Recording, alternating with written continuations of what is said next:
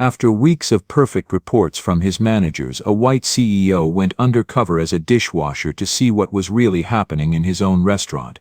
He met a young black woman, hands cracked from chemicals, working double shifts with no pay just to keep her family afloat. Even in a boiling, chaotic kitchen where the manager yelled like everyone was guilty, she stayed gentle, steady, focused, quietly keeping the whole place alive. But when he saw the manager blame her for a mistake she didn't make, something inside him broke, and he made a decision that would change both her life and his entire empire forever. Before we continue, tell us what time it is and where you're watching from, subscribe and hype because tomorrow I've got something extra special for you. Marcus Whitfield stood at the floor-to-ceiling window of his penthouse office, 30 floors above downtown Chicago. From here the city looked pristine, orderly streets, gleaming buildings, people reduced to moving dots. Everything appeared under control. But Marcus knew better. Numbers on a spreadsheet never told the whole story. At 42 he had built Whitfield Restaurant Group from a single struggling diner into a chain of 47 establishments across the Midwest. Business journals called him a visionary. Shareholders praised his quarterly returns. Wall Street analysts recommended his stock. He had wealth beyond what his younger self could have imagined. A penthouse overlooking Lake Michigan, invitations to galas and charity events where Chicago's elite gathered to see and be seen. But lately sleep came harder. The reports from his district managers painted pictures of smooth operations and happy staff. Efficiency metrics looked good. Profit margins held steady. Customer satisfaction scores remained high, yet something gnawed at him, a persistent whisper that he was missing something crucial, something that mattered more than any number in his quarterly reports. His mind drifted, as it often did these days, to a memory 15 years old but sharp as yesterday. His father, Samuel Whitfield, had worked as a line cook at a small family restaurant on the South Side. Marcus remembered watching him come home each night during his college years, shoulders bent, fingers scarred from burns, aprons stained with the evidence of a hard day's work. But his father always had stories about the people he worked alongside. The single mother who decorated everyone's birthday cakes. The older gentleman who had cooked through 3 wars and still sang while he worked. The teenager who studied chemistry textbooks during breaks and dreamed of becoming a pharmacist. Samuel Whitfield found meaning in his labor, pride in feeding others. He treated every plate that left the kitchen as if it were going to someone he loved. He knew his co-workers' names, their children's names, their hopes and struggles. He made the kitchen feel like a community, not just a workplace. Then the restaurant changed ownership. New management came in with efficiency quotas and cost-cutting measures. The warm community atmosphere evaporated overnight. Staff became interchangeable parts in a machine designed solely to maximize profit. His father, who had worked there for 12 years and had never missed a shift without good reason, began coming home different, quieter, defeated, the light gradually dimming from his eyes. When Samuel Whitfield reported unsafe kitchen conditions and wage violations to the health department, the response was swift and brutal. They labeled him a troublemaker, a malcontent who didn't appreciate his job. Within 3 weeks they found reasons to fire him. Performance issues, they called it. Attitude problems. A dozen small infractions that had never mattered before suddenly became grounds for termination. Samuel Whitfield never recovered from that betrayal. The dismissal crushed something vital inside him, something that had sustained him through decades of hard work. He took odd jobs afterward. Dishwashing at hotels, janitorial work, anything he could find, but the light had gone out. He stopped telling stories. He stopped singing. He moved through life like a ghost of the man he'd been. 2 years later, a heart attack took him at 56. The doctors said it was cardiovascular disease, years of high blood pressure and stress. But Marcus knew the truth. His father had died of a broken heart, of respect denied, of a system that had used him up and thrown him away when he tried to make things right. Marcus, then 27 and newly graduated from business school with honors from Northwestern University, stood at his father's grave and made a promise. He would build something better, something that honored the worth of every person who worked in his establishments. He would create a company where people like his father would never be thrown away, where speaking up about problems would be praised rather than punished, where every employee would be treated as a valued human being, not just a line item on a labor cost spreadsheet. Now 15 years later, surrounded by the trappings of success, that promise haunted him. Was he truly honoring it? Or had he simply become another executive insulated by layers of management, blind to the reality on his own floors? He sat in board meetings discussing labor percentages and efficiency metrics, approving budgets that looked good on paper. But when was the last time he'd actually talked to someone who washed dishes or scrubbed floors in one of his restaurants? When was the last time he'd truly seen the human beings who made his success possible? His phone buzzed on the mahogany desk. Another sanitized report from the Monroe Street location. Perfect scores across the board, no complaints, no incidents, everything running smoothly according to every measurable standard. Too smoothly, Marcus thought. Real life was messy. Real workplaces had conflicts, challenges, problems that needed addressing. Perfect reports meant either everything was genuinely flawless, unlikely, or people were too afraid to report problems. Marcus set the phone down and made a decision that would change everything. He would go undercover, not as an executive conducting an announced inspection where everyone would be on their best behavior, putting on a show for the boss. He would go in as an ordinary worker, someone at the bottom of the hierarchy. He would see what his spreadsheets could never show him. The truth lived at ground level, in the spaces between policy and practice, in the moments when managers thought no one important was watching. He called his head of operations, a trusted colleague who had worked with him for over a decade. "Patricia, I need your help with something unusual." 3 days later, Marcus walked through the back entrance of Turner's Kitchen, one of his mid-tier locations in a working-class neighborhood on Chicago's West Side. His expensive Italian suits hung untouched in his closet. Instead, he wore thrift store jeans with a small stain on one knee, scuffed sneakers that pinched his feet, and a plain gray shirt from a discount store. His normally styled hair was hidden under a worn baseball cap advertising a sports team he didn't follow. He had a week's worth of stubble on his jaw, something he never allowed in his regular life. The application had gone through human resources under the name Marcus Williams, a common enough name to avoid suspicion. A fictional previous work history at restaurants in other cities, places that would be difficult to verify. References from phone numbers that would ring to Patricia's team, who would provide appropriately mediocre but acceptable recommendations. No one knew who he really was. As Marcus pushed open the heavy metal door and stepped into the kitchen, the blast of heat and noise hit him like a physical force. The breakfast rush was in full swing. This was where the truth lived. Turner's Kitchen occupied a converted warehouse space with exposed brick walls and industrial lighting that Marcus had approved in the renovation budget 3 years ago. Looking at the architectural photos in his office, the space had seemed rustic and charming. Standing in it now, Marcus realized how those photos had failed to capture the reality, the oppressive heat from the grills and ovens, the cacophony of clattering dishes and shouted orders, the overwhelming smells of grease and cleaning chemicals mixing with cooking food.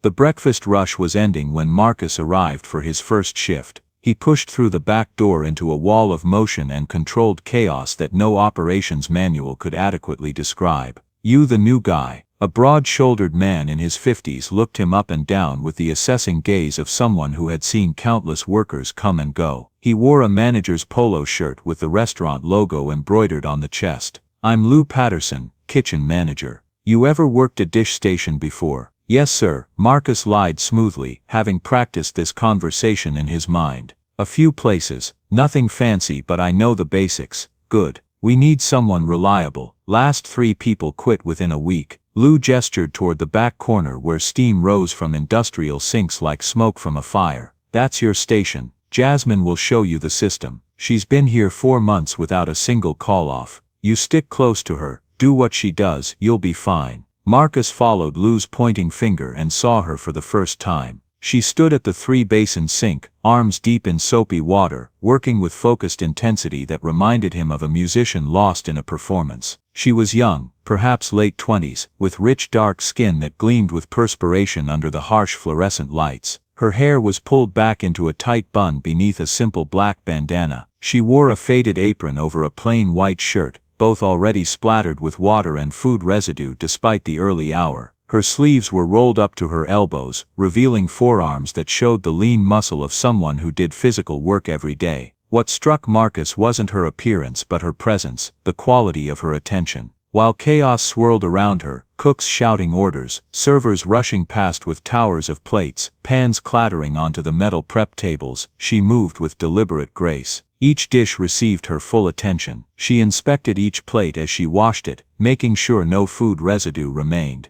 She placed cleaned items carefully in the drying rack, never slamming or rushing even though the pace around her was frantic. There was something almost meditative in her movements, as if washing dishes was not just a task to be completed but an act that deserved care and respect. "Jasmine," Lou called out, his voice cutting through the kitchen noise. "Got you some help. Show Williams here how we do things." She looked up, and Marcus saw kindness in her eyes before she even spoke. Not the forced customer service smile he'd seen at his corporate events, but genuine warmth. She dried her hands on her apron and extended one toward him without hesitation. "Welcome," she said, her voice soft but steady, with a melodic quality that suggested she might sing when no one was listening. "I'm Jasmine Carter. Don't worry, you'll catch on quick. It looks more complicated than it is." Her handshake was firm despite her gentle demeanor. Marcus noticed her palms were rough, the skin dry and cracked from constant exposure to hot water and harsh chemicals. These were hands that worked hard, that knew labor in a way his own manicured hands had forgotten. "Thank you," he said, meaning it more deeply than she could know. "I appreciate any guidance you can give me." "First rule," she said with a slight smile that created small dimples in her cheeks, "stay focused but stay calm. It gets crazy during rush times, but if you keep your rhythm you'll be fine. Second rule, always rinse twice before you stack. Lou hates water spots, and trust me, you don't want to give him any reason to be unhappy." She winked conspiratorially.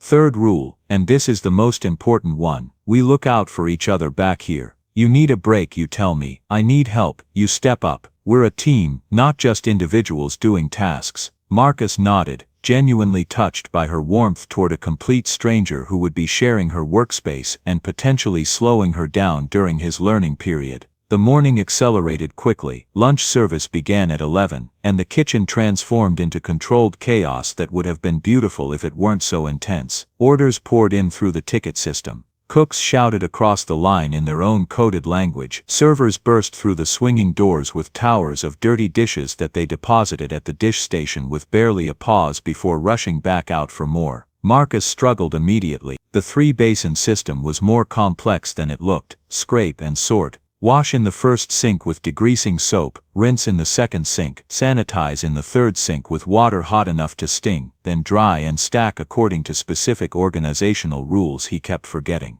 His hands, unused to this kind of work, fumbled, plates slipped in the soapy water, his back ached from standing and bending. Water soaked through his shirt within the first hour, making it cling uncomfortably to his skin. The heat from the sanitizer sink created its own microclimate of humidity around his face. Jasmine noticed immediately. Without a word, she shifted positions, taking the heaviest pans and largest trays and leaving him the easier items like plates and utensils. When a massive stack of lunch plates came in all at once, easily 50 plates from a large party that had just finished, she jumped in beside him, working twice as fast to keep them from falling behind while the cooks glared impatiently, waiting for clean pans they needed for the next wave of orders. "You're doing great," she said, during a brief lull, her voice encouraging without being condescending. "First day's always the hardest. Your body's not used to the rhythm yet. By tomorrow, your muscles will remember even if your brain forgets." "How long have you been here?" Marcus asked, genuinely curious now about this person who had made him feel welcome in a way he hadn't experienced in years. 4 months at Turner's, she replied, scrubbing at a stubborn burnt spot on a sheet pan.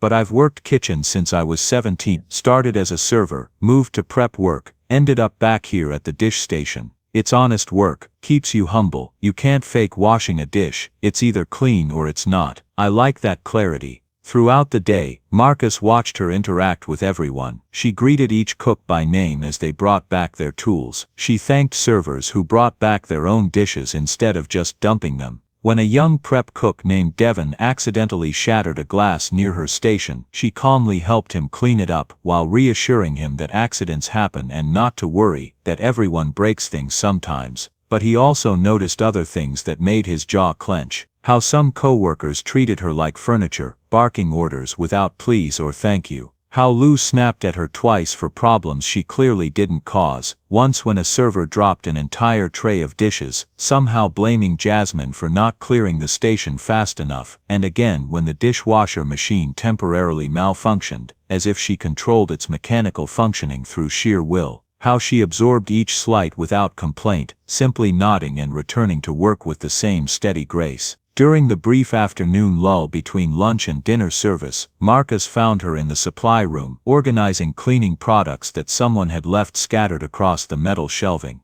Bottles of degreaser, sanitizer and dish soap were arranged in neat rows, labels facing forward. "You don't have to do that," he said, leaning against the doorframe. "That's not your mess," she shrugged, continuing her work. "Maybe not, but if I don't do it, it won't get done. And then tonight's shift will start with disorder, which means we'll all waste time looking for things we need in a rush. Small acts of order create space for bigger things to work smoothly. Small kindnesses matter, even when nobody's watching." Small kindnesses, Marcus repeated, the phrase resonating with something deep inside him. "That's a beautiful way to see it." She looked at him directly then, and he saw something deeper in her eyes, a weariness that spoke of carrying more weight than anyone should have to carry alone, but also a determination not to let that weight crush the essential goodness she was choosing to maintain. "My mama used to say that kindness costs nothing but means everything. Even when you're tired, even when nobody notices, even when the world doesn't seem to care, you still put it out there, because you never know who needs it. You never know when one small act of grace might be the thing that keeps someone going for one more day." Those words settled into Marcus's chest like stones, heavy with truth and beauty and the kind of wisdom that couldn't be taught in business school or boardrooms. The dinner rush on Friday night was brutal in ways Marcus hadn't anticipated. Every table full, orders backing up on the line, tension crackling through the kitchen like electricity before a thunderstorm. Marcus had been on his feet for 9 hours straight, with only a 15-minute break, during which he'd been too tired to eat the staff meal that was offered. His hands were raw, skin wrinkled and tender from constant immersion in water. His shoulders screamed with fatigue. His feet felt like they'd been beaten with hammers, but Jasmine had been there even longer. She'd worked a double shift, arriving at 6 that morning for breakfast prep work. 16 hours now, and she still moved through exhaustion with the same steady grace, never complaining, never slowing down, her movements mechanical but still somehow maintaining that quality of care. Then it happened. A server burst through the kitchen doors, face red with anger that seemed disproportionate to the situation. "Who plated table 17, she shouted, her voice cutting through the noise. "The customer ordered grilled chicken with roasted vegetables. This is salmon with mashed potatoes. They have a seafood allergy. This could have killed them." Lou Patterson, the kitchen manager, stormed over from where he'd been expediting orders. His face was already flushed from the heat and stress of a slammed Friday night. He scanned the expo line where completed dishes waited for servers, his eyes wild and searching for someone to blame. "Jasmine," he barked, his voice sharp enough to make several people flinch. She looked up from the dish station, confusion flickering across her face. She'd been scrubbing the same large pot for several minutes, her movements slower now, fatigue finally showing. "Yes? Did you mix up tickets again?" Lou's voice carried across the entire kitchen, loud enough that everyone heard, loud enough that the cooks stopped working, and the prep staff paused mid-chop. Silence fell, except for the hiss of grills and the bubbling of sauces. This was meant to be public, meant to be humiliating. "I haven't touched any tickets tonight," Jasmine said quietly, her voice steady but small. "I've been on dishes since start of shift. I haven't been near the expo line at all." "Don't lie to me." Lou grabbed a ticket from the rail and thrust it toward her aggressively. "Look at this. Someone screwed up, and you're always around when things go wrong." Marcus leaned forward, squinting at the ticket from his position at the dish station. He'd seen Jasmine's handwriting earlier when she'd labeled storage containers during prep, neat, rounded letters with distinctive loops. The handwriting on this ticket was completely different, angular and rushed and nothing like Jasmine's careful script. "Lou, that's not," Jasmine started, taking a step toward the ticket to look at it more closely. "I don't want excuses," Lou cut her off, his voice rising even higher. "This is the third time this week orders have gotten mixed up. You're careless. Maybe you're not smart enough for professional kitchen work. Maybe you should go back to whatever you were doing before."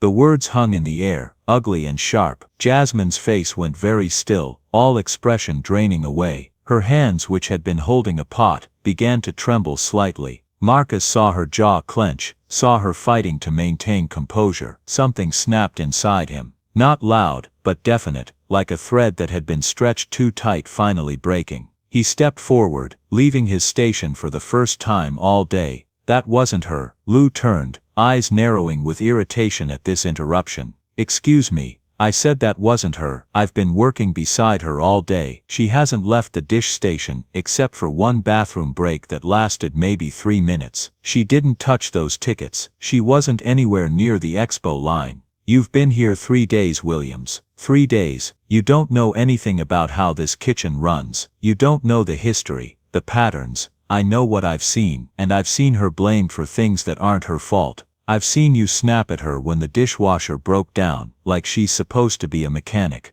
I've seen you blame her when a server dropped dishes. And now this. The kitchen had gone completely silent now. Cooks exchanged glances, some uncomfortable, some interested in this unexpected drama. A prep worker leaned against the counter, arms crossed, watching with an unreadable expression. One of the servers whispered something to another. Lou took a step toward Marcus, jaw clenched, hands balling into fists at his sides. You want to be her hero, is that it? You've been here 3 days and you think you know better than me how to run this kitchen. Marcus held his ground, meeting Lou's glare steadily. Fine, Lou said finally, his voice dropping to something more dangerous. You both just earned yourselves a write-up. One more incident, one more word of complaint from either of you, and you're both fired. Out. Done. And good luck finding another job in this city, because I'll make sure everyone knows you're troublemakers. Before Marcus could respond, before the anger building in his chest could form into words, he felt a hand on his arm.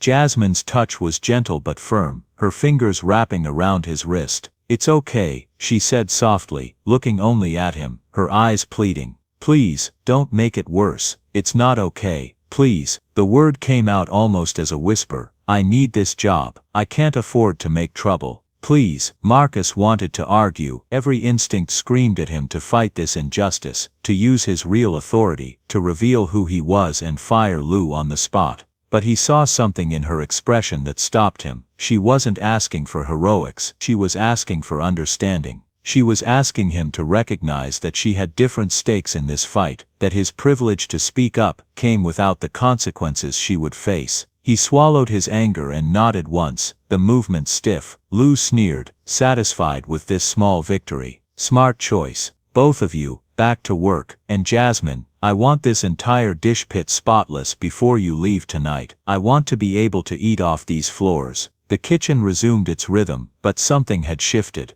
A few of the cooks looked uncomfortable now. One of the servers caught Marcus's eye and gave a small sympathetic nod. The prep worker who'd been watching shook his head slightly, as if disappointed but not surprised. But most just went back to their stations as if nothing had happened, as if one person's worth didn't matter, as if this was just how things worked, and nothing would ever change. That night, after everyone else had clocked out, and the kitchen finally fell silent, Marcus and Jasmine worked side by side, cleaning the dish pit to Lou's impossible standards. The overhead lights hummed, a fluorescent buzz that made the quiet feel even heavier. Their hands moved in familiar patterns, now wash, rinse, dry, check, organize. The silence stretched between them, not uncomfortable exactly, but weighted with things unsaid. Finally, Jasmine broke it. Thank you, she said, her voice soft in the empty kitchen, for speaking up. Not many people do that. Most people just look away. It was the right thing to do. You didn't deserve that treatment.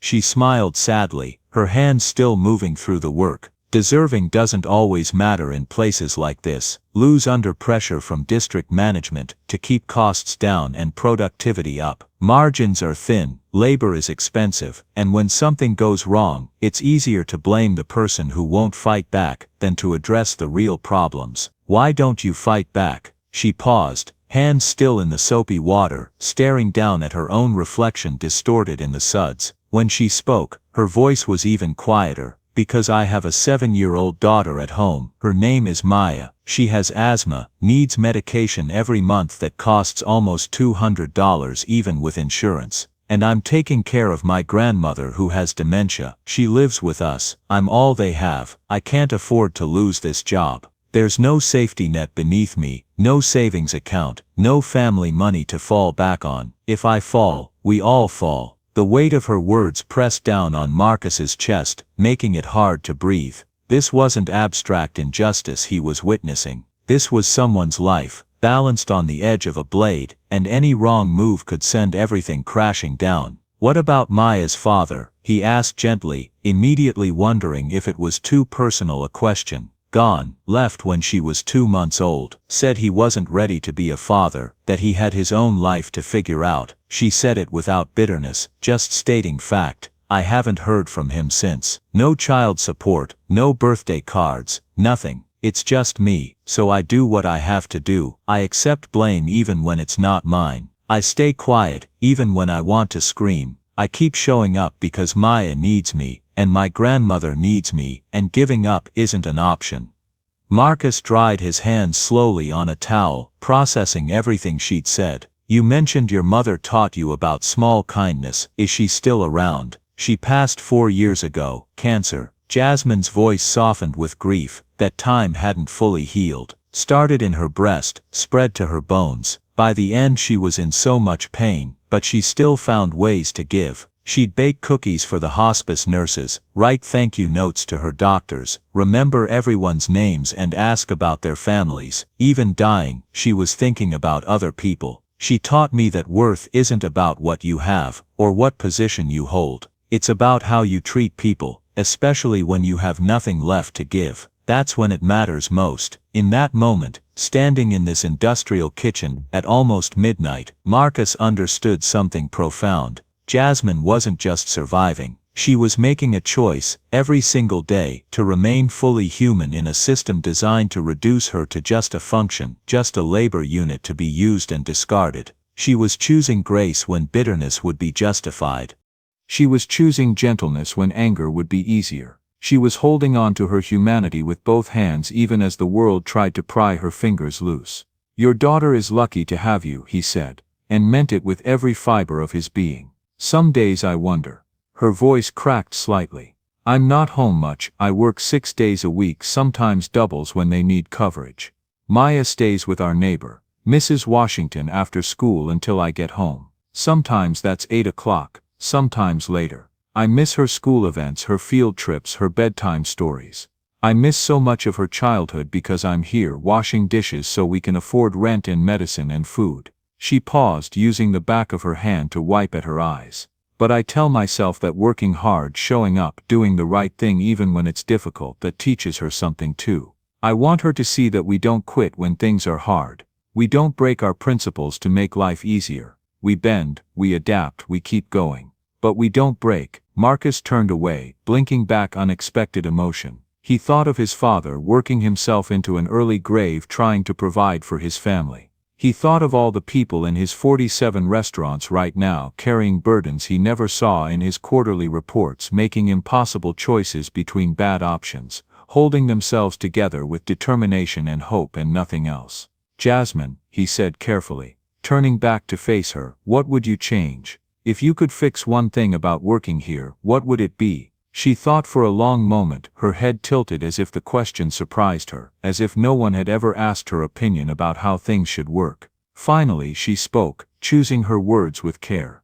"I'd want people to see each other, really see each other, not just as workers or problems or inconveniences or labor costs, but as human beings with stories, with struggles, with dreams that matter just as much as anyone else's dreams. Because when you see someone, really see them as fully human, it's harder to treat them like they don't matter. It's harder to blame them for things they didn't do. It's harder to work them until they collapse and then act surprised when their health fails."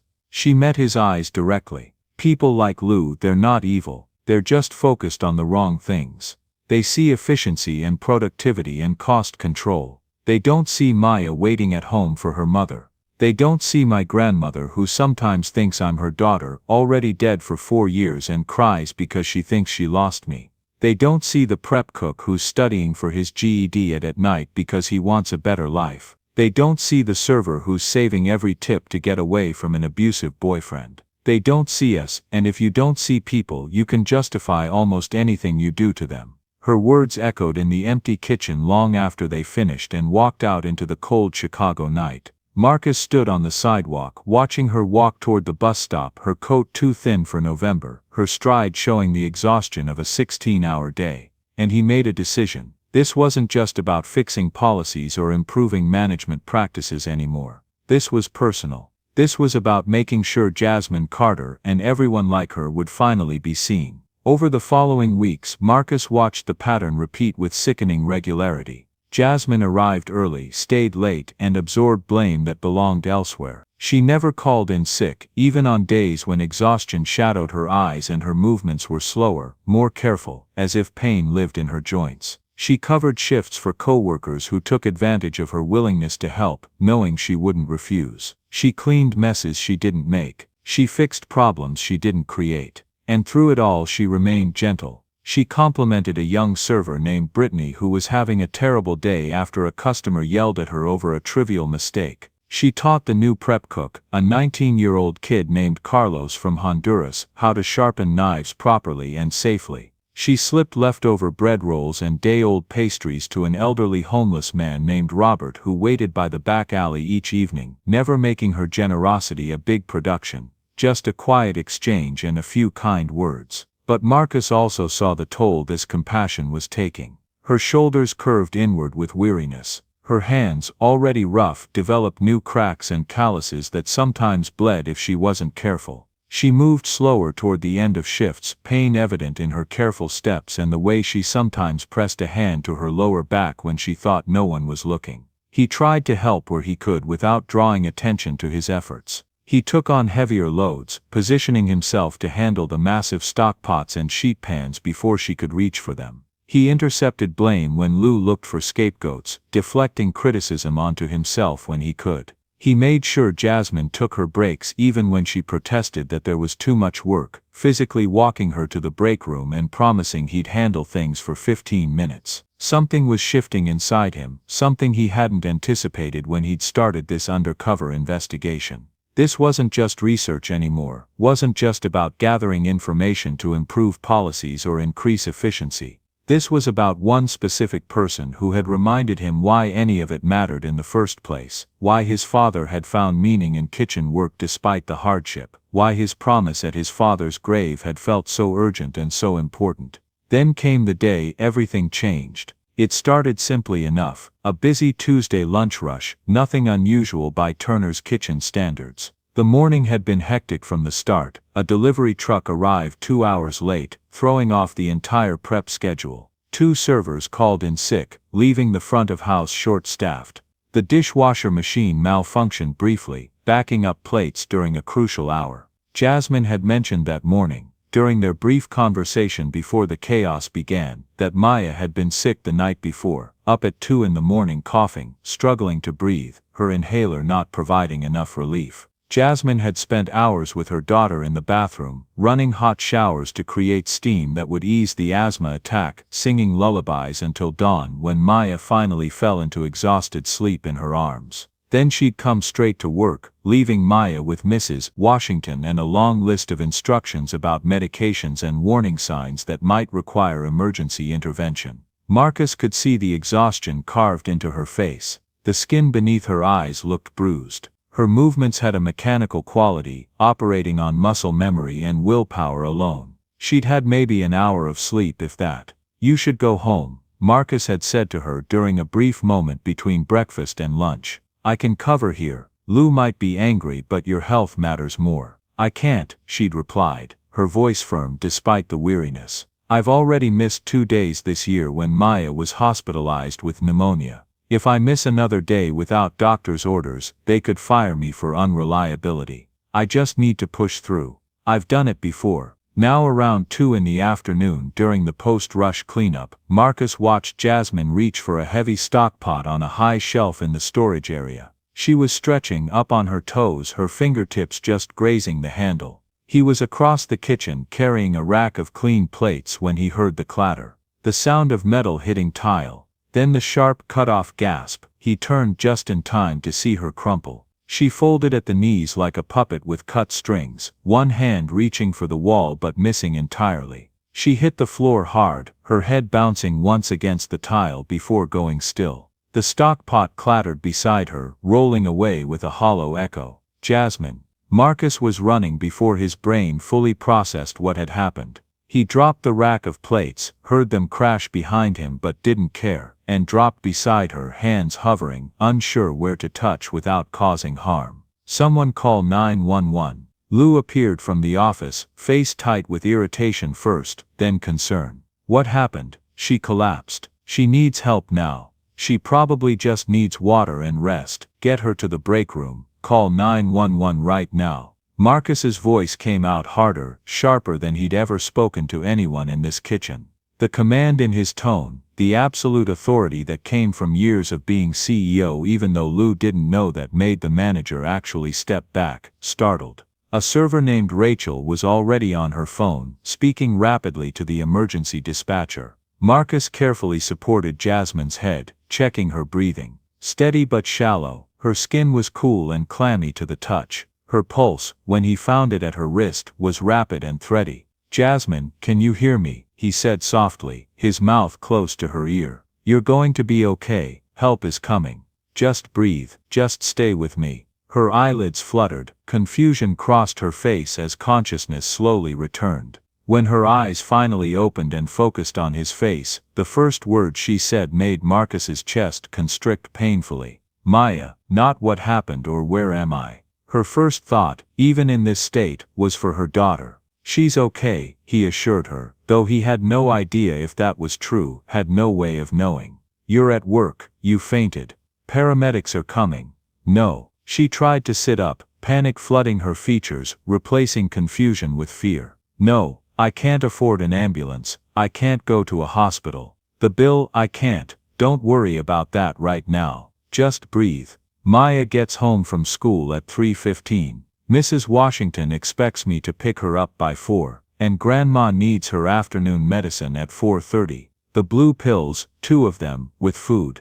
I have to, I'll take care of it," Marcus promised, the words coming without thought, without hesitation. "Tell me where and I'll make sure Maya is picked up and your grandmother gets her medicine. I promise you I'll handle everything." Jasmine stared at him, tears gathering in her eyes. "Why would you do that? You barely know me. Why would you go out of your way? Because someone should. Because you shouldn't have to carry everything alone. Because it's the right thing to do." The paramedics arrived within 7 minutes, though it felt like hours. As they checked her vitals and asked questions about her medical history, medications, what she'd eaten that day, Jasmine gave Marcus her neighbor's phone number, written down on a piece of paper she pulled from her apron pocket. She also gave him her apartment address, and detailed instructions about Maya's pickup and her grandmother's medication schedule. She made him promise 3 times to make sure Maya knew she was okay, that her mother hadn't abandoned her, that this wasn't serious.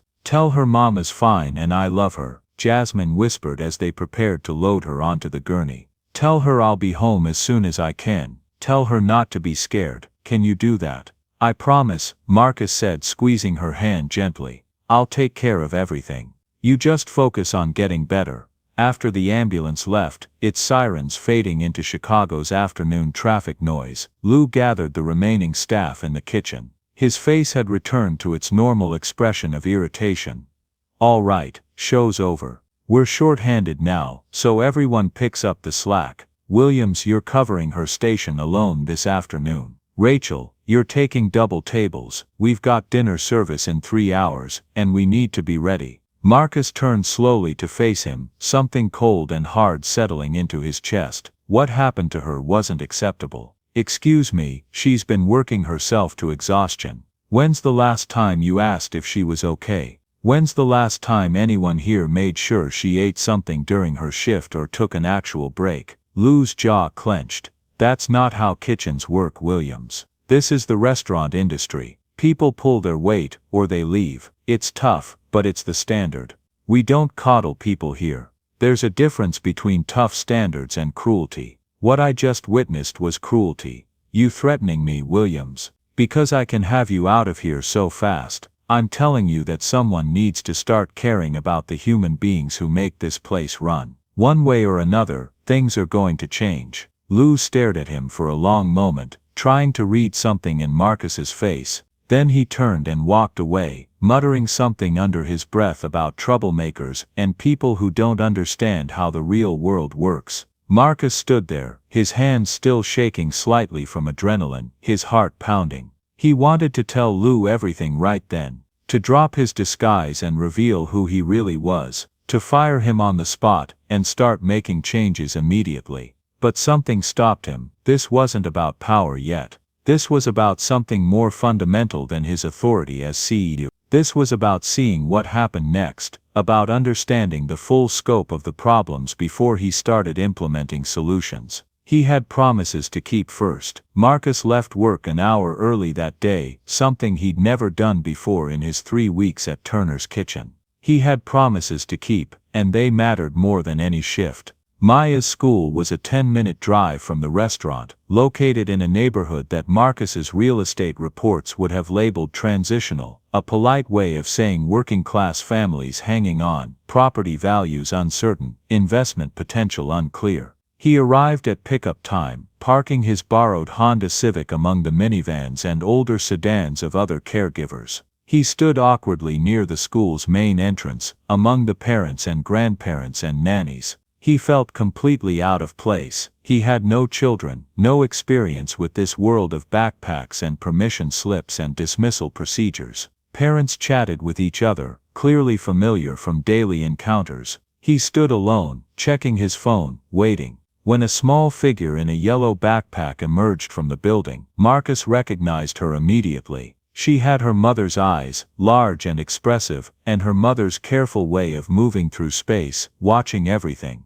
She wore a blue t-shirt with a cartoon character he didn't recognize, jeans with a small patch on one knee, and sneakers that looked slightly too big, probably bought with room to grow. She walked to the designated pickup area where other children were being collected, then stopped, looking around with growing concern as she didn't see the familiar face she expected. Marcus approached slowly, careful not to startle her. "Maya." She turned, wariness immediate in her young face, and took a step backward. Good instincts, he thought. Her mother had taught her well about stranger danger. "Who are you?" Her voice was small but steady. "My name is Marcus. I work with your mama at the restaurant. She asked me to pick you up today. Where's mama?" The fear in her voice was instant and sharp, the fear of a child who had already learned that the world was uncertain, that her mother's presence couldn't be guaranteed. "She's okay," Marcus said quickly, kneeling down so he could be at her eye level, making himself less threatening. "She wasn't feeling well, so she went to see a doctor. But she wanted me to tell you that she loves you very much, and she'll be home tonight. She made me promise to tell you that specific message." Maya's lower lip trembled slightly. "Is she sick like grandma? Is she going to forget me?" The question hit Marcus like a physical blow. "No, sweetheart, she's just tired. She works very hard, and sometimes people need to rest and get checked out by a doctor. But she's going to be fine. I know she works hard," Maya said quietly, her voice carrying a weight that no 7-year-old should have to bear. "She's always working, she's always tired. Sometimes I wake up at night, and she's crying in the bathroom so I won't hear. But I hear anyway." Marcus had to look away for a moment, blinking hard. This child, this small person who should be worried about homework and playdates, already understood adult pain in ways that broke his heart. "Come on," he said gently, standing back up. "Let's get you home. Your grandma is waiting, and we need to make sure she gets her medicine on time, right?" Maya nodded, but she stayed rooted to the spot. "Are you really her friend? How do I know you're not just saying that?" Smart kid, Marcus thought. "Your mama gave me her apartment key. She told me your grandma needs her blue pills at 4:30, 2 of them, with food. She told me that Mrs. Washington lives downstairs in apartment 2B. She told me that you like to draw birds. And she told me to tell you that she loves you more than anything in the whole world, and that she'll be home tonight." Maya's eyes widened slightly. She really said all that. She really did. After another moment's hesitation, Maya nodded and walked toward his car. In the vehicle, she sat quietly in the back seat, clutching her backpack in her lap like a shield. Marcus glanced at her in the rearview mirror as he drove. "How was school today?" he asked, trying to fill the silence with something normal. Okay, we learned about the water cycle in science. How rain comes from clouds, and the clouds get filled up from water that evaporates from oceans and lakes and stuff. That's interesting. Did you like it? She shrugged. I guess. I like art class better. We get to draw whatever we want on Tuesdays. Your mama mentioned you like drawing birds. What kind of birds do you draw? For the first time, a small smile appeared on her face, transforming her expression from worry to something lighter. All kinds. Blue jays are my favorite because they're so blue like the sky, but I also like cardinals because they're red and pretty, and robins because they mean spring is coming. Mama says birds are free to go anywhere they want, to fly across the whole world if they feel like it. She paused, her voice becoming softer. I think that would be nice. To be able to go anywhere. The apartment building was exactly as Marcus had imagined from Jasmine's brief descriptions: weathered brick facade, cracked concrete steps, a front door that didn't quite close properly, paint peeling around windows. But it was clean, maintained as well as limited resources allowed. Someone had planted flowers in pots by the entrance, now brown and dead from the November cold, but showing that someone cared enough to try. A handwritten sign in the lobby reminded residents about recycling day. He helped Maya up the stairs to the second floor, her small hand occasionally touching the railing for balance. She pulled a key from her backpack with practiced ease, the motion so routine it broke his heart. This 7-year-old letting herself into an empty apartment was normal for her. Inside, the space was small but meticulously kept. No clutter, no mess, despite the limitations of the space. Worn furniture arranged with care to maximize the limited square footage. A sagging couch covered with a clean throw blanket. A small table with 2 mismatched chairs. Photographs on the walls showing 3 generations, a younger Jasmine looking happier and less burdened, an older woman who must be Jasmine's mother, and Maya at various ages from infancy to present day. An elderly woman sat in a recliner near the window, staring out at nothing in particular. She didn't turn when they entered, didn't acknowledge their presence in any way. Her gray hair was thin and uncombed. Her hands rested limply in her lap, her eyes were distant, lost in whatever fog dementia had created. "Hi, Grandma," Maya said softly, walking over to kiss the woman's weathered cheek.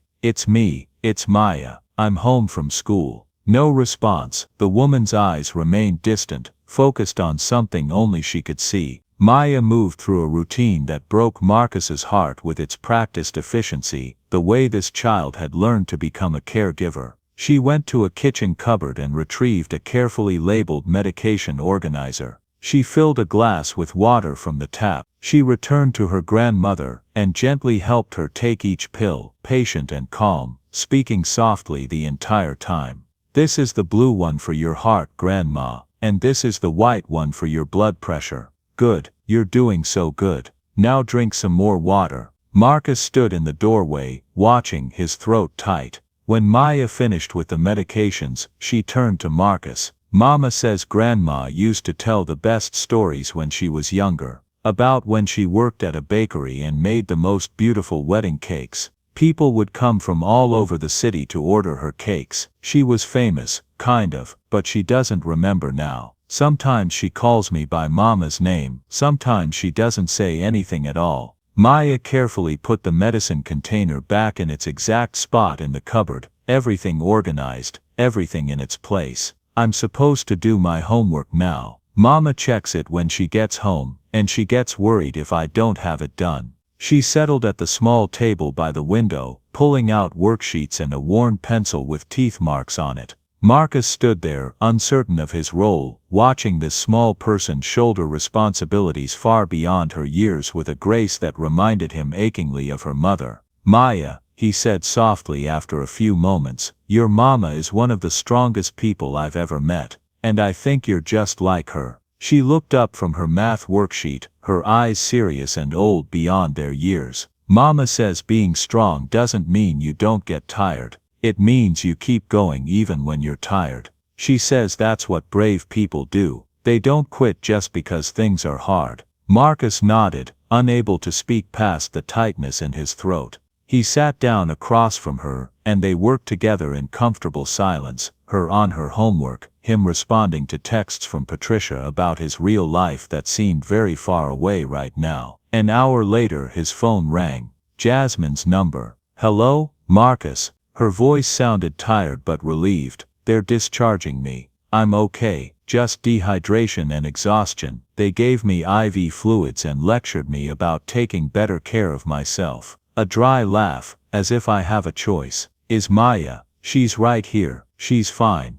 She did her homework, helped her grandmother with medications, and she's been very brave. Want to talk to her?" He handed the phone to Maya, whose face lit up in a way that made his chest ache. "Mama, are you okay? When are you coming home?" He couldn't hear Jasmine's response, but Maya's expression shifted from worry to relief to something like happiness. They talked for several minutes, Maya sharing details about her day in the rapid-fire way children do when they've been worried and suddenly feel safe again. When she handed the phone back, Marcus stepped into the small kitchen for privacy. "Thank you," Jasmine said, and her voice cracked slightly. "Thank you for keeping your promise. Thank you for taking care of them. Most people wouldn't do that. You don't need to thank me. It was the right thing to do. Still, thank you." Marcus stayed until Jasmine came home 90 minutes later, arriving in a taxi she clearly couldn't afford but had no other choice. When she walked through the door and saw him there with her daughter, with her grandmother peacefully settled, the apartment tidy, something in her face crumbled and rebuilt in the same moment. She moved straight to Maya first, kneeling to wrap her daughter in a tight embrace. Then she went to her grandmother, checking her gently, murmuring soft words. Finally, she turned to Marcus. "Thank you," she whispered, and tears slipped down her cheeks. "Thank you for keeping your promise. Thank you for seeing us as worth your time." Marcus felt something shift in his chest, something that had been moving into place for weeks finally settling into its proper position. "Always," he said quietly. "I'll always see you." The next morning, Marcus didn't go to Turner's kitchen. Instead, he went to his real office, riding the elevator up to the executive floor in his tailored suit. His assistant, Patricia, looked surprised to see him. He'd been gone for nearly 4 weeks, checking in only via secure phone calls. "Mr. Whitfield, we weren't expecting you today. The quarterly review meeting with the board is scheduled for 2 o'clock. Should I cancel it?" Marcus said, his voice carrying a tone she'd rarely heard. "Clear my schedule for the entire week, cancel everything. And I need you to pull comprehensive files on every location. Employment records, incident reports, complaints, turnover rates, everything going back 6 months. Is something wrong?" "Yes, everything is wrong, and we're going to fix it." He shut his office door and sat in his leather executive chair staring at the city below. From up here, 30 floors above the streets, problems looked manageable, abstract. From down there, they were crushing, personal, human. He pulled up personnel files, financial reports, policy documents on his computer. He'd read them all before, of course, multiple times. He'd approved budgets based on these numbers, made decisions affecting thousands of employees based on data carefully presented by district managers and HR directors. But now he read them differently. Every number represented a person. Every cost-cutting measure had a human price. Every efficiency gain came at someone's expense. How many Jasmines were out there in his 47 restaurants? How many people were working themselves to exhaustion, accepting blame for mistakes they didn't make, skipping meals to save money, choosing between their health and their rent, carrying families on shoulders that were never designed to bear such weight alone? His phone buzzed. A text from an unknown number. "This is Jasmine. Mrs. Washington, helped me get your number from Maya's school contact list. I wanted to say thank you again for yesterday, and to let you know I'll be back at work tomorrow. Doctor said I should rest, but I can't afford to miss more shifts. I promise I won't let you down." Marcus stared at the message for a long time. She was thanking him, promising not to let him down, as if she were the one who had failed somehow, as if her collapse had been a character flaw, rather than a symptom of a broken system. He typed and deleted 3 responses before finally sending, "You could never let me down. Take care of yourself. That's an order from a concerned friend. Her response came immediately, "Friends. I like that, thank you for being my friend Marcus, see you soon." Something shifted in Marcus's chest, something warm and painful and right. He'd come to Chicago's West Side to investigate his restaurants, to understand what was really happening on the ground level. He'd found something he wasn't looking for, a reminder of why any of this mattered in the first place. Success meant nothing if it was built on the backs of people like Jasmine, people who gave everything and received so little in return. He opened a new document on his computer and began to write, not a report, not a memo to his board, but a complete reimagining of everything his company stood for, a transformation that would honor his father's memory and Jasmine's worth in equal measure. Over the following days, Marcus worked in two worlds simultaneously. By day he returned to Turner's Kitchen as Marcus Williams, the quiet dishwasher. He watched everything with new eyes now, documenting patterns, taking mental notes, understanding the full scope of the problems he needed to solve. By night he worked in his real office, building a comprehensive plan for transformation. He consulted with labor attorneys, HR specialists, workplace culture experts. He reviewed best practices from companies known for treating employees well. He built financial models showing that better treatment of workers didn't just benefit those workers, it benefited the company through reduced turnover, increased productivity, and better quality. But something else was happening too, something he hadn't anticipated. He found himself thinking about Jasmine constantly, not just as a symbol of injustice that needed correcting, but as a person. He thought about the way she moved through her work with grace despite exhaustion, the way she spoke about her mother's wisdom with quiet reverence, the way her face transformed when she talked about Maya, love radiating from every word. He thought about her laugh, rare but genuine when it emerged, about the compassion she showed to everyone despite receiving so little in return, about her strength, not the loud aggressive strength of people who never faced real hardship but the quiet enduring strength of people who carried impossible weight and kept walking anyway. During a Friday night shift, 2 weeks after her collapse, Marcus and Jasmine worked side by side during a brief lull. She was moving better now, some of her energy restored after a few days of enforced rest. "Can I ask you something?" she said quietly. "Of course, why do you work here? You're different from most people in kitchens. The way you talk, the way you think about things. You could probably do something else, something better." Marcus carefully considered his response, wanting to be truthful within the limits of his disguise. "I needed to understand something about how the world really works, not the version we tell ourselves but the truth. And I found what I was looking for." "What did you find?"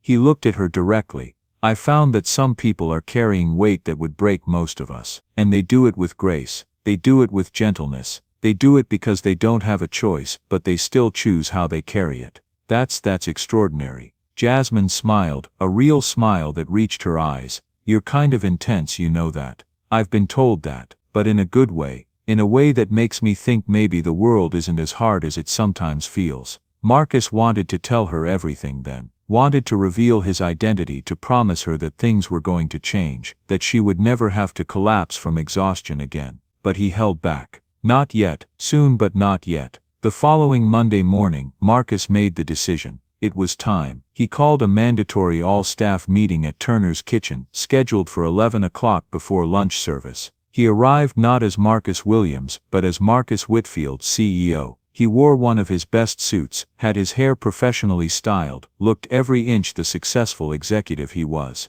He arrived early with Patricia and 2 members of his board of directors, setting up in the dining area, arranging chairs in a semicircle, preparing presentation materials. When the staff began arriving and saw the setup, confusion rippled through them. Servers whispered to each other. Cooks exchanged nervous glances. Lou appeared from the kitchen, his face already flushed with anxiety, probably running through every possible violation he might have committed. Jasmine entered last, still in her street clothes, her arrival timed for the start of her shift. When she saw Marcus standing at the front of the room in an expensive suit instead of his kitchen uniform, her eyes widened. She stopped in the doorway, one hand on the frame, her face cycling through confusion, shock, and something that might have been hurt. "Everyone, please sit down," Marcus said, his voice carrying the natural authority he'd suppressed for weeks. "This won't take long, but it's important." The staff exchanged glances, uncertain whether they were about to be fired or sold or shut down. Slowly they filled the chairs.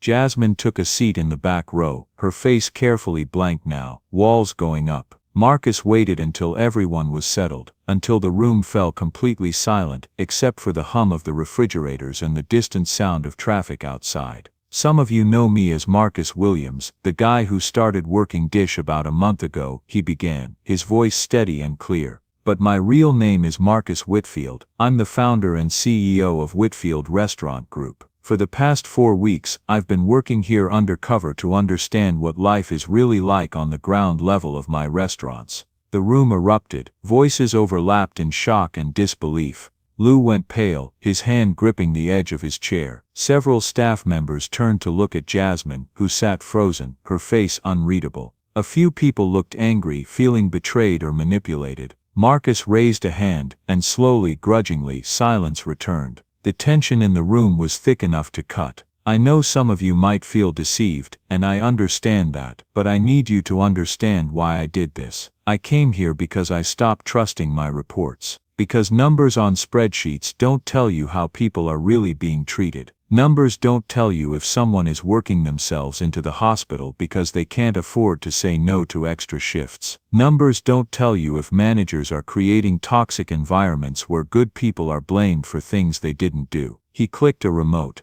A screen behind him lit up with carefully selected images and documentation from his month undercover. Photos he'd taken discreetly on his phone. Time cards showing excessive hours. Incident reports that had been filed with HR and then ignored. Video footage from security cameras showing various interactions. And what I found, Marcus continued, his voice growing emotional despite his efforts to stay professional, was both heartbreaking and inspiring. I found a system that has failed the people who make it work. A system where people like Jasmine Carter work 16-hour doubles 6 days a week for wages that barely cover rent and medication. Where managers abuse their power to protect themselves rather than support their teams. Where asking for basic fairness is treated as troublemaking. Lou stood abruptly, his chair scraping loudly against the floor. This is ridiculous.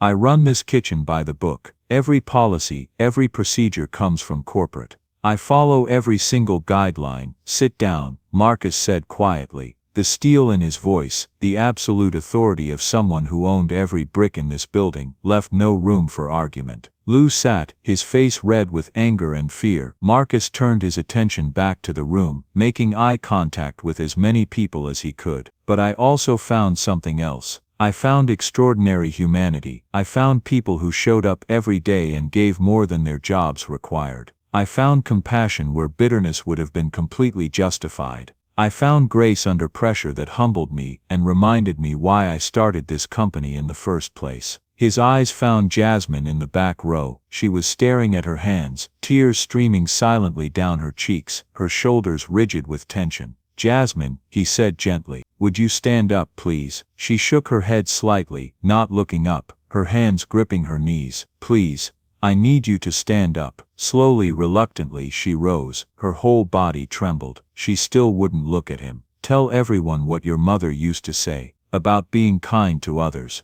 Jasmine's voice came out barely above a whisper, so soft that people in the front leaned forward to hear. She said kindness costs nothing but means everything. That we should give it even when we're tired, even when no one notices, because we never know who needs it. And you've lived that philosophy every single day, haven't you? You've covered shifts for coworkers who needed help. You've taken blame for mistakes you didn't make to protect others from Lou's anger. You've worked when you were sick because you couldn't afford not to. You've done all of this while raising a daughter alone and caring for a grandmother with dementia, carrying weight that would break most people. And you've done it with grace and compassion that I have never seen matched in any boardroom or executive suite. Jasmine wiped her eyes with the back of her hand, still not looking at him, her face a mixture of emotions he couldn't fully read. Marcus turned back to the room, his voice growing stronger, more passionate. This is who makes my restaurants work. Not the district managers or the efficiency reports or the quarterly reviews. People like Jasmine, people who care, who show up, who give everything they have. And I have failed them. I have failed all of you. We have built a system that takes and takes and takes from the people who can least afford to give, and we have justified it with talk of industry standards and competitive pressures and the way things have always been done. He paused, letting the weight of his words settle. So here's what's changing, effective immediately. Every single employee in this company will receive a 25% pay increase. Health insurance will be fully covered by the company, no employee contributions, and that includes dental and vision. We're implementing strict overtime policies. No one works more than 45 hours per week without explicit documented consent and time and a half pay. No more mandatory doubles. No more pressuring people to work when they're sick. No more ignoring labor laws because it's convenient. The room remained silent, but people were sitting up straighter now, leaning forward, paying attention in a different way. We're creating an independent employee advocacy program where concerns can be raised without fear of retaliation.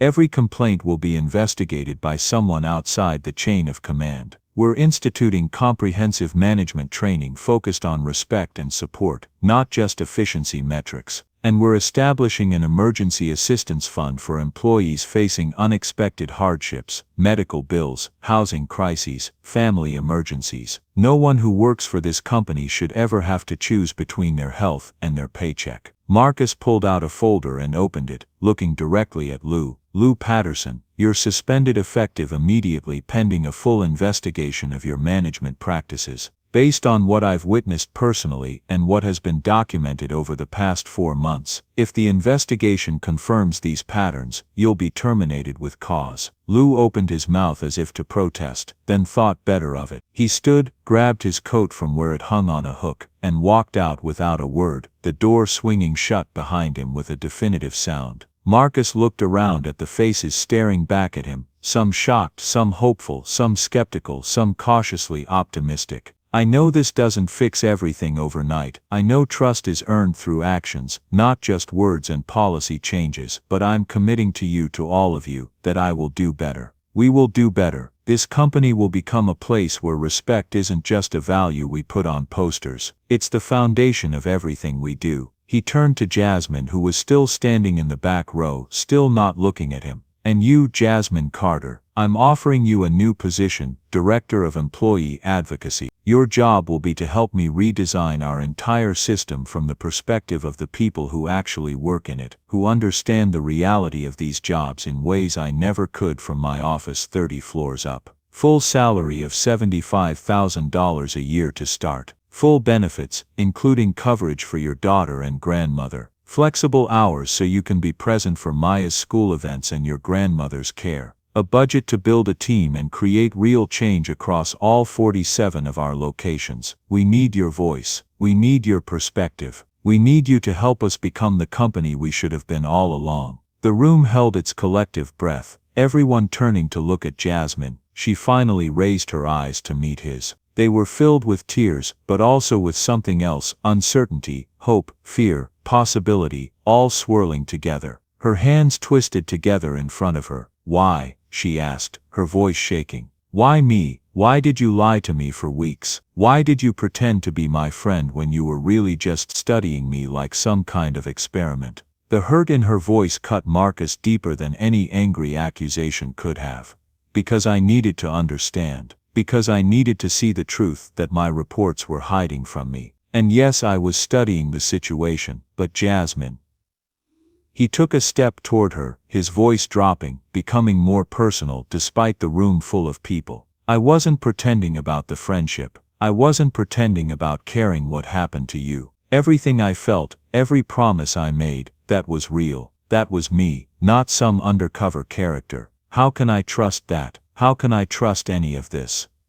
You can't, not yet. Trust has to be earned. So let me earn it. Let me prove that these changes are real. And if you decide you don't want this position, if you want to walk away from all of this, I'll respect that decision. But please, at least think about it. Think about the chance to make things better, not just for yourself, but for everyone else who's in the situation you were in. Jasmine stood there for a long moment, tears still falling, her breathing unsteady. Then slowly she nodded, just once. Not agreement exactly, but acknowledgement. a willingness to consider. The room erupted in applause, spontaneous and genuine. People stood, some wiping their own eyes, some smiling for the first time in the meeting. Even the skeptical cooks in the back were clapping, cautiously but real. Marcus felt something release in his chest, something that had been wound tight for weeks. This was just the beginning, he knew that. Real change would take time, effort, constant vigilance, but it was a beginning.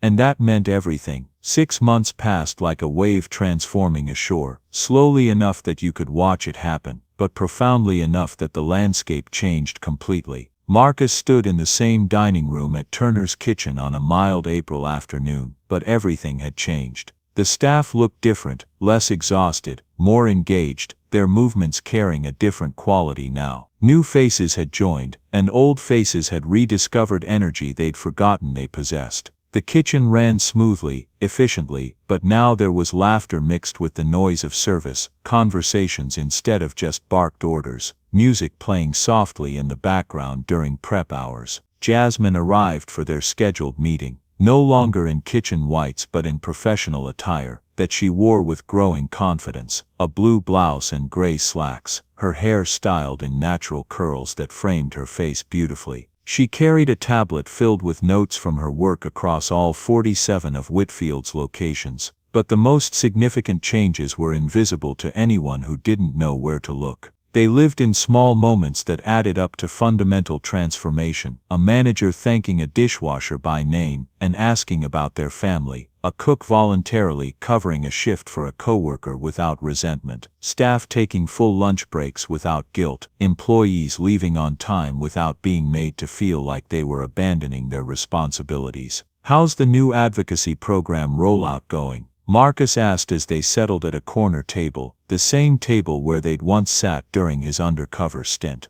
"Really well," Jasmine reported, scrolling through her tablet with the practiced efficiency she'd developed over 6 months in her new role. "We've received and resolved 38 formal complaints across all locations. Response time averages 12 days from initial report to resolution. We've terminated 5 managers for retaliatory behavior or labor violations. 3 locations are piloting the flexible scheduling program, and early feedback shows a 23% increase in employee satisfaction. We're planning to roll it out company-wide next quarter." Marcus listened, proud of how completely she'd embraced this role, how her natural empathy had combined with growing professional confidence to make her extraordinarily effective. Any pushback from the old guard? Some. A few of the long-time district managers are struggling with the culture shift. They're used to running things by intimidation and metrics alone, but honestly most of them are adapting once they see the results. Turnover is down 62% company-wide. Productivity is actually up 11% despite the reduced hours. Turns out treating people with respect is good for everyone, not just the employees. "And how are you? Really, how's Maya?" Jasmine's face transformed, lighting up in the way it always did when her daughter came up. "She's wonderful, thriving.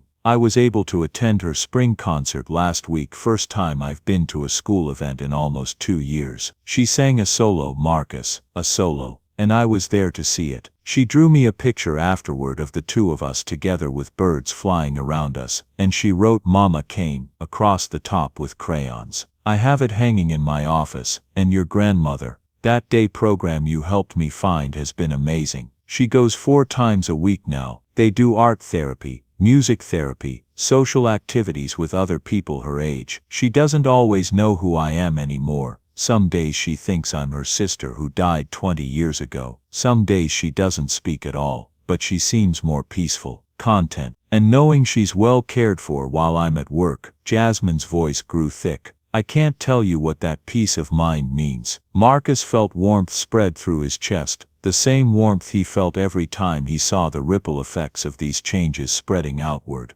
"You changed everything, Jasmine, not just for yourself, for hundreds of people." "No," she said firmly, meeting his eyes directly. "We changed everything. You had the power to make these changes, but you also had the humility to recognize you needed help understanding what changes were needed. That combination, power combined with humility, that's what creates real transformation." They worked together for another hour, reviewing plans for the upcoming expansion of the advocacy program, discussing budget allocations for the Emergency Assistance Fund, strategizing about how to address remaining problem areas in a few locations. When they finished, as Jasmine gathered her materials to leave for Maya's school pickup, something she could now do every single day, Marcus stopped her. "Wait, there's something I want to show you." He led her to the kitchen, to the back corner where the dish station stood. Someone else worked there now, a young man named Carlos, who was putting himself through community college.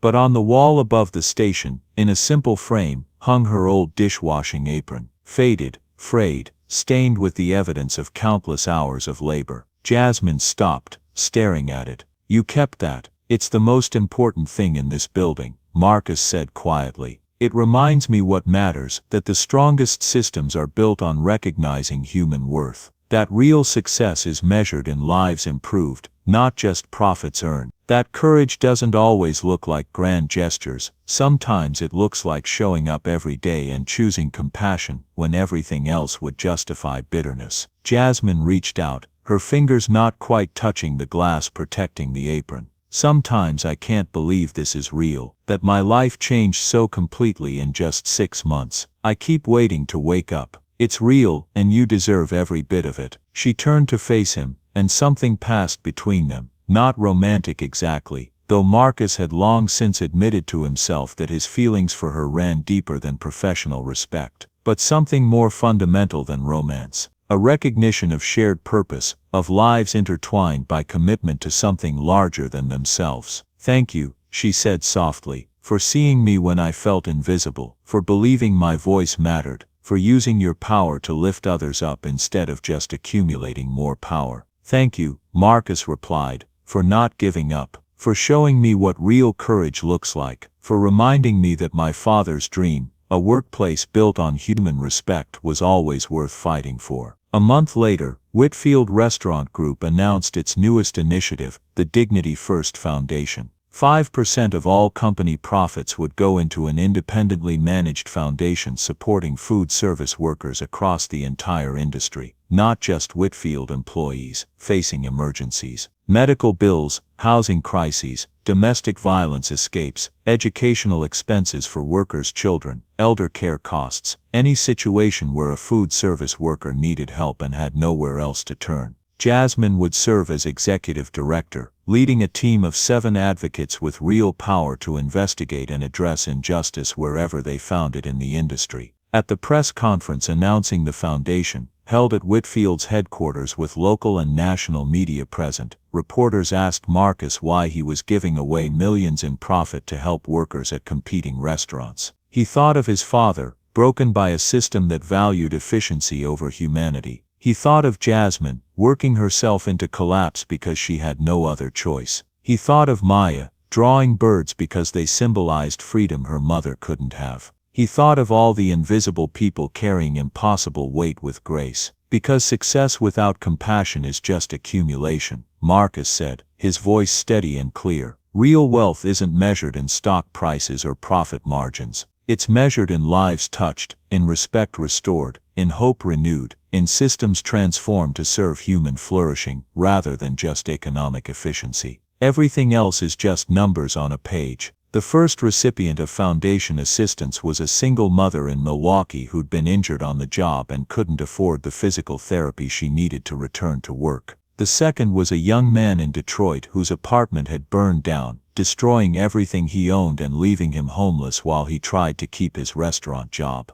The third was an elderly Vietnamese immigrant cook in St. Louis who needed money to bring his grandson to America for life-saving medical treatment. Each story became a thread in a larger tapestry. Each life touched sent out ripples that reached other lives, creating waves of compassion and respect that Marcus could never have predicted. Workers at other restaurants heard about the foundation and began organizing to demand better treatment at their own workplaces. Industry publications wrote articles about Whitfield's transformation and its impact on the broader market. Business schools added Whitfield Restaurant Group to their case studies on sustainable dignity-centered business models. And at the center of it all was Jasmine, the woman who had taught him that strength lives in gentleness, that power is found in service, and that changing the world starts with truly seeing the one person standing right in front of you. One evening in late September, as fall painted Chicago in gold and amber once again, Marcus and Jasmine stood on the rooftop garden of the Whitfield building, a space Marcus had recently had renovated to include employee break areas and quiet spaces for reflection.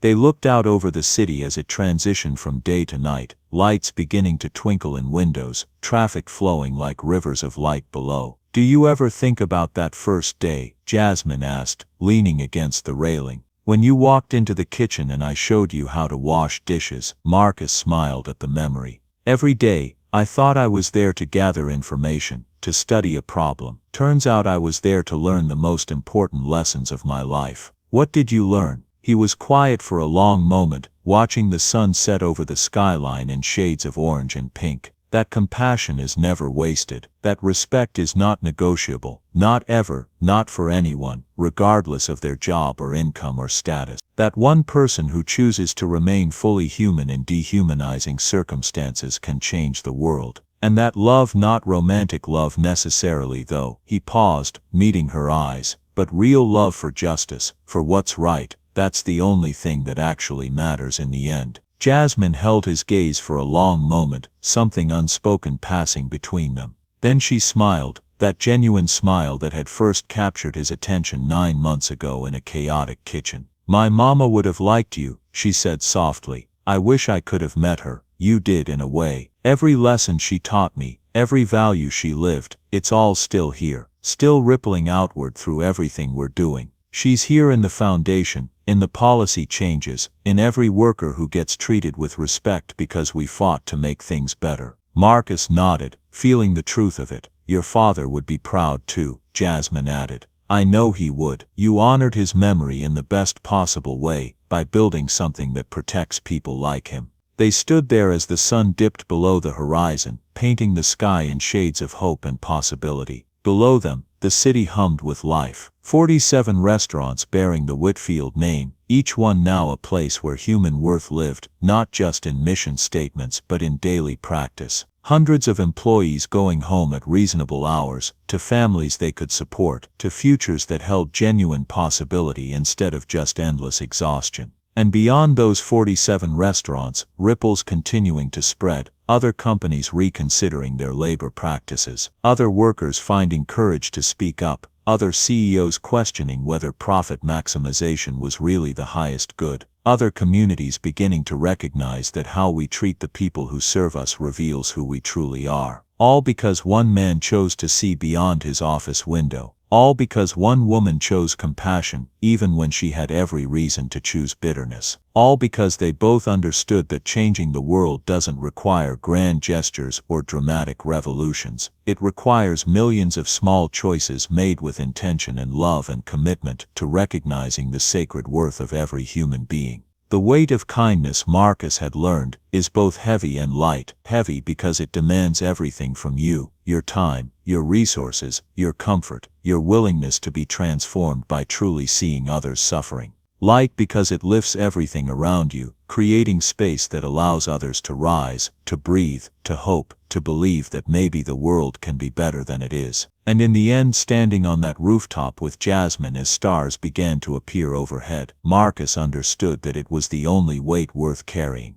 the only burden that didn't crush but instead strengthened, the only investment that returned dividends measured not in dollars but in human flourishing. "Thank you," he said quietly, "for teaching me how to see, for showing me what really matters, for being brave enough to remain kind in a world that punished kindness. You saved me, Jasmine. You saved my company, but more importantly, you saved what I believed about what's possible." She reached out and took his hand, her grip firm and warm. "We saved each other. That's how it works. We're all connected. When we lift one person up, we all rise together." They stood there as night fully settled over Chicago, two people who had found each other across the divides of class and circumstance, who had chosen to build something better together, who understood that the measure of a life well lived isn't what you achieve for yourself, but what you make possible for others. And in that moment, everything felt possible. Every dream of justice, every hope for change, every belief that compassion could transform the world, all of it possible, all of it within reach, all of it beginning with one person choosing to truly see another and then choosing to act on what they saw. The weight of kindness, the light it creates, the world it builds, one small choice at a time. Join us to share meaningful stories by hitting the like and subscribe buttons. Don't forget to turn on the notification bell to start your day with profound lessons and heartfelt empathy.